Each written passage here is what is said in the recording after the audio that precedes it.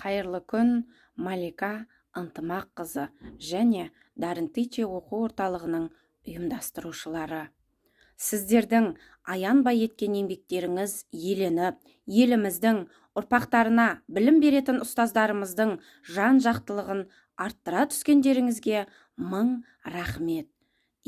Соншама ұстаздарды бір мезгілде уақытпен санаспай, сабаққа қатысуын естеріне сала отырып, шет елдердің заманауи білім жүйесімен, әдіс тәсілдерімен таныстырған қайталанбас, ерекше тұлғалы спикерлерге және ұйымдастыру оқу орталығына мың алғыс, зор ризашылығымды білдіремін.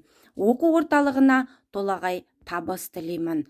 Мен Түркістан облысы Шардара ауданы Егізғұм жалпы орта мектебінің орыс тілі мен әдебиет пәнінің мұғалімі Пайзулаева Салтанат Сүндетқызы.